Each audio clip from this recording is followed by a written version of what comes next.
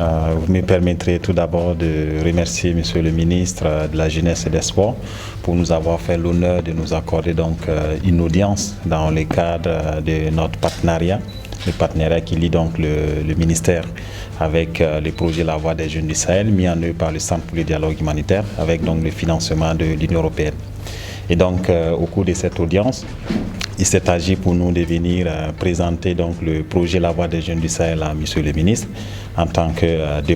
chef du département de tutelle donc, de la mise en œuvre du projet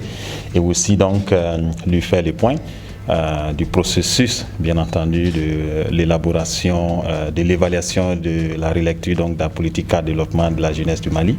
Donc c'est un processus qui rentre en droite ligne dans le cadre de la mise en œuvre du projet La Voix des Jeunes du Sahel, pour effectivement lequel les jeunes avaient donc sollicité au titre du chantier prioritaire participation citoyenne à pouvoir donc disposer d'un nouveau référentiel national en matière donc de la jeunesse. Et nous sommes très satisfaits donc du processus, très satisfaits donc de l'implication, j'allais dire, de Monsieur le ministre et de l'ensemble de son ministère. Nous avons pu remarquer effectivement que les concertations régionales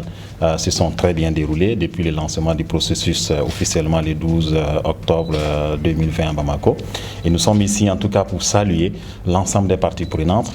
exprimer aussi notre satisfaction et réaffirmer donc notre disponibilité quant à la poursuite donc de ce processus jusqu'à ce que nous puissions bien entendu avoir le résultat final aussi bien espéré, escompté par les ministères que par la jeunesse du Mali. C'est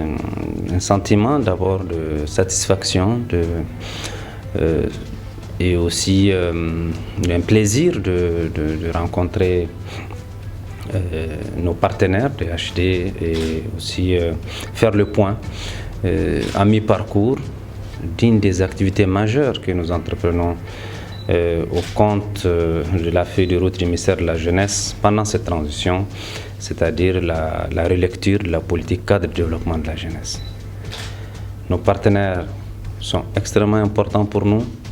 leur accompagnement est vital. Parler avec eux, cadrer quand c'est nécessaire et avancer constitue également une étape importante à faire. Donc nous avons échangé sur l'ensemble du processus, nous avons fait le point des aspects déjà réalisés et nous avons également échangé sur comment faire pour mieux affronter le reste du processus. Donc les concertations régionales se sont très bien tenues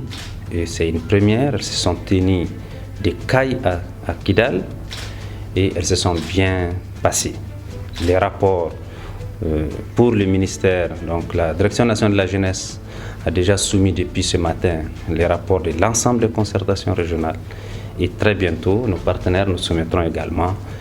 les rapports de ces concertations. Donc c'est vraiment à ce niveau un sentiment de satisfaction. Maintenant, nous avons d'autres étapes sur lesquelles nous avons discuté avec nos partenaires et je me réjouis que nous sommes vraiment en phase sur la méthode, nous sommes en phase sur la nécessité de la rigueur dans la réalisation du reste du travail, mais aussi la nécessité de renforcer notre partenariat, notre collaboration pour que nous finissions avec ce processus et que nous puissions mettre à la disposition de la jeunesse de notre pays une politique cadre de développement de la jeunesse à la hauteur des attentes et qui intègre les préoccupations et les enjeux de notre jeunesse.